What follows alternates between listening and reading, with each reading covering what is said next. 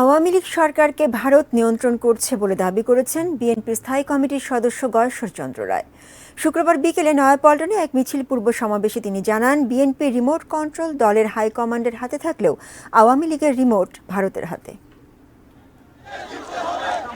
BNP chairperson Begum Khaleda Zia সহ বন্দী দলের সব নেতাকর্মীর মুক্তির দাবিতে নয়াপল্টন থেকে এই বিক্ষোভ মিছিল মহানগর দক্ষিণ বিএনপির।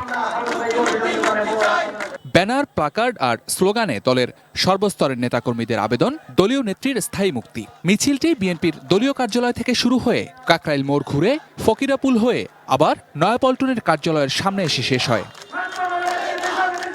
এর আগে এক সংক্ষিপ্ত সমাবেশে দেয়া বক্তব্যে সরকারের কড়া সমালোচনা করেন বক্তারা। দলটির নেতারা দাবি করেন, উপজেলা নির্বাচনেও ক্ষমতাসীনদের বর্জন করেছে দেশের মানুষ।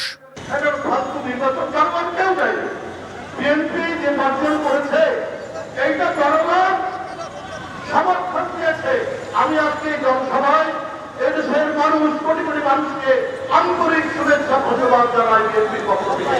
তাই এখনো সময় আছে পুলিশ ভাইরা, জনগণের পুলিশ হন, আল্লাহকে ভয় পান। সমাবেশের প্রধান অতিথির বক্তব্যে সরকারের পাশাপাশি ভারতেরও সমালোচনা করেন গয়েশ্বরচন্দ্র রায়। দেশে গণতান্ত্রিক পরিবেশ ফিরবে কিনা তা ভারতের ওপর নির্ভর করছে বলেও মন্তব্য তার। রিমোট কন্ট্রোলটা কারা হাতে?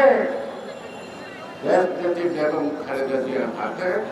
আপনার সরকারের রিমোট কন্ট্রোলটা কারা হাতে?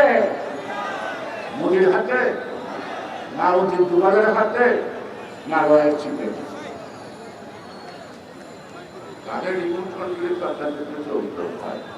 অনিয়ম, দুর্নীতি আর লুটপাটের বিরুদ্ধে জনগণকে ঐক্যবদ্ধ করে আবারও কঠোর আন্দোলনে সরকার পতনের হুঁশিয়ারি দেন বিএনপি নেতারা। আমাদের হতাশার কোনো কারণ নাই, আমাদের কর্মীরা ক্লান্ত, কিন্তু হতাশ নয়।